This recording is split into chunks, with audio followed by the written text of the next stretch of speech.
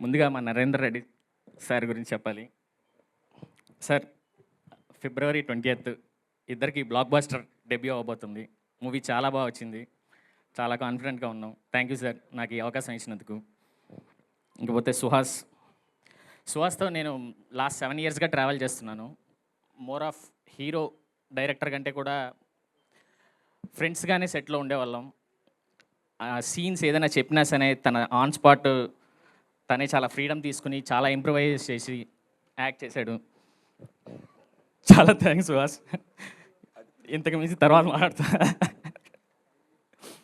శివాని గారు, thank you so much అండి. తను చాలా ప్రొఫెషనల్. సెట్లో ఎంత ఇంప్రూవైజ్ చేసినా టక్మని క్యాచ్ చేసి చాలా బాగా యాక్ట్ చేశారు.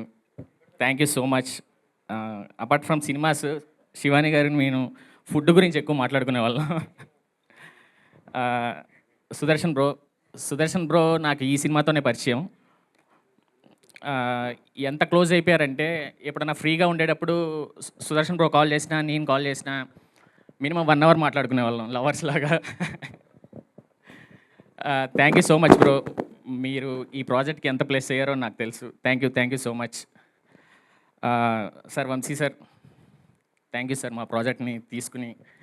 అంటే సార్ ఎంత ఎఫర్ట్స్ పెడతారంటే నైట్ 1 o'clock కాల్ చేస్తారనమాట. సడన్గా కాల్ చేస్తారు. అప్పుడే ఏదో నిద్రపోయి ఉంటానన్నమాట. అమ్మ ఇది ఈ సీను అది అంటే స్క్రీన్ ప్లే ఆర్డర్తో సహా చెప్పేస్తూ ఉంటారనమాట. మనకే స్టక్ అయిపోతాం ఒక్కొక్కసారి. ఒకసారి సినిమా చూస్తే స్క్రీన్ ప్లే ఆర్డర్ కూడా చెప్పేస్తారు. సార్ మీరు ఇంత ఎఫర్ట్స్ పెడతారు కాబట్టి మీరు తీసుకున్న సినిమాలు ఇంత హిట్ అవుతున్నాయి. Thank you sir. ఇంకపోతే నరేష్ గారు, వెన్నెల కిషోర్ గారు, అజయ్ ఘోష్ గారు, అన్నపూర్ణమ్మ గారు, వీళ్ళందరూ కూడా ఉన్నారండి. చాలా థ్యాంక్ యూ సో మచ్. మా క్రూ, మహి డిఓపి గారు, ఈ మూవీ ఇంత ఫాస్ట్గా కంప్లీట్ చేయడానికి ఈయన కూడా చాలా కీ రోల్ ప్లే చేశారు. విప్లవ్ గారు ఫస్ట్ స్క్రిప్ట్ స్టేజ్ నుంచి కూడా చాలా హెల్ప్ చేస్తూ ఉన్నారు.